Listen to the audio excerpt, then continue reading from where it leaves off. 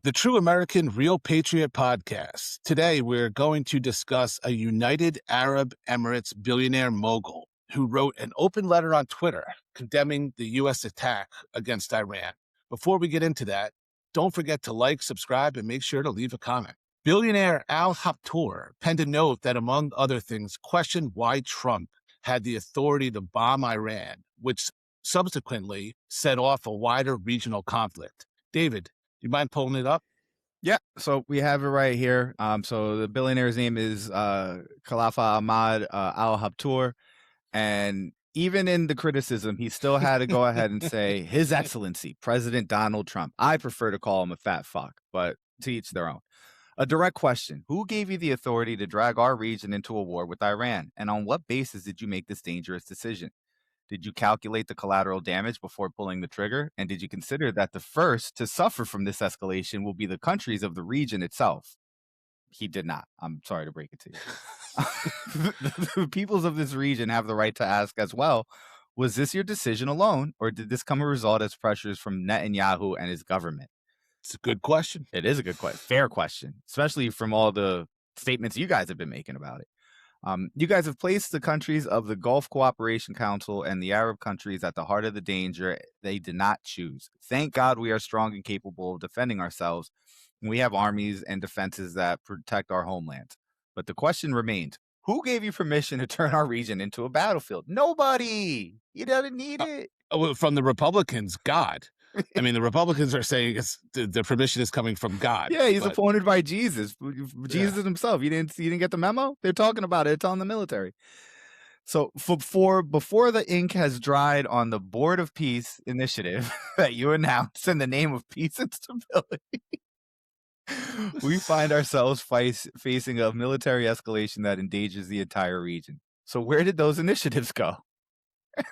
What is the fate of commitments made in the name of peace? He didn't win the Nobel Peace Prize, bro. Like, that's it. This guy had way too much faith in Donald Trump. I mean, that's obvious. Most of the funding proposed in the initiatives came from the countries of the regions themselves. He cons you too. And from Arab Gulf countries that contributed billions of dollars on the basis of supporting stability and development. And these countries have the right to ask today, where did this money go? Into his coffers. It's a fair question. It's a fair question. We've been bribing you and your fucking family for years. And this is the payback that we get. We were paying a VIG for protection, bro. We weren't paying for this. And now my restaurant's on fire. What happened?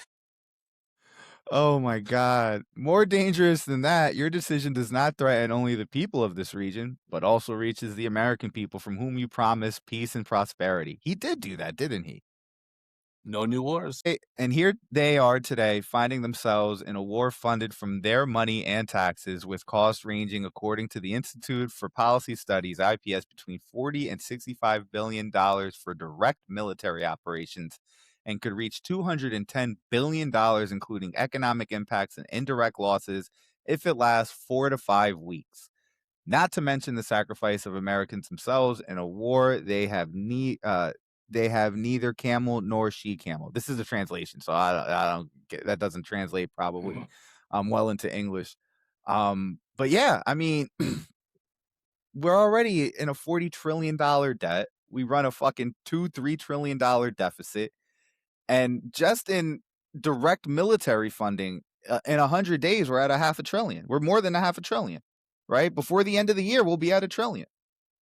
If this shit goes for over a year, we will spend $1 trillion on this war.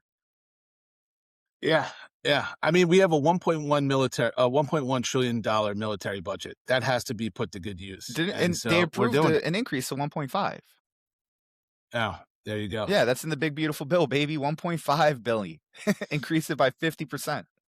I do like the next paragraph because this really gets to the heart of it. Like the no peace candidate, it is the no peace candidate, but you have even broken your promises not to get involved in wars and to focus only on America and put it at the top of your priorities. As you ordered foreign military interventions during your second term that included 7 countries Somalia, Iraq, Yemen, Nigeria, Syria, Iran, and Venezuela. It's shocking when someone puts the words down that we've bombed 7 countries in 14 months. in 14 months. Right, We're right, averaging one country every 2 months, bro. right. And and in addition to naval operations in the Caribbean and the Eastern Pacific Ocean, you directed more than 658 foreign airstrikes in your first year in office, which equals the total strikes in Biden's entire term. He was the Like, peace that's the other. president. And don't listen. This guy needs to stop fucking gaslighting me, because Stephen Miller told me that if I voted for Kamala Harris, she was going to send my sons off to war. And if I didn't want that to happen, I needed to vote for Donald Trump. So I don't know what this guy's fucking talking about. Yeah, you know what gets covered up in this, and this guy, I'm happy he brought it up. Those strikes in the Caribbean, those naval operations in the Caribbean, we still don't even know who those people are that were bombed in their boats. Like, there was even that story of the one bombing, right? And then the people survived. They were clinging on to the boat, still trying to sell their drugs. And their exactly like, we got to bomb them again. They were trying to sell drugs out in the Caribbean, so we Yeah. had to bomb them again. Jesus. And no, but maybe it wasn't. Maybe it was fishermen. And don't believe us. I mean, didn't JD Vance says, "Well, I tell you what, if I was in the Caribbean, I wouldn't be going fishing in those waters." Yeah, they just laugh about it. Yeah, they just laugh about it. I mean, here's the thing though, like, and it goes to, I don't know, this, David looked it up, and this guy's not a Trump supporter, but the UAE is. The UAE has a partnership with the Trump family that they've secured billions of dollars from the UAE. And I guess they feel, I don't know, insulted or lied to. But it's like, this is what this guy is. He's a con man. He doesn't care about partnerships. He doesn't have any friends. He just cares about Donald Trump and maybe Israel and Bibi Netanyahu. But I'm sure he's getting something out of that too. He doesn't care about them. He's compromised by them. There is a big difference. He does not give a fuck about them. You think he just cares about their money? He's the president of the United States. He can get money from any fucking corner of the world that he wants. He's doing that. He's showing that he could do that, right?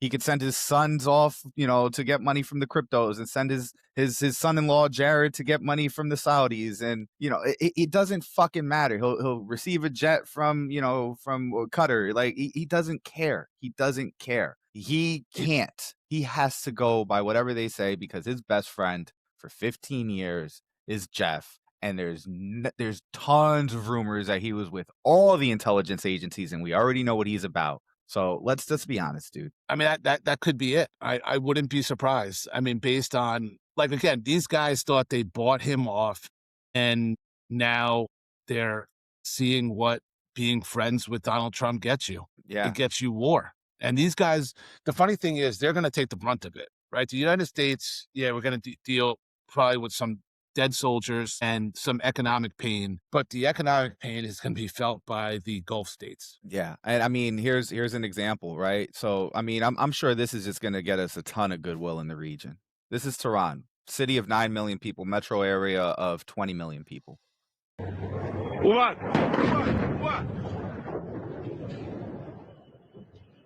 50 people right there.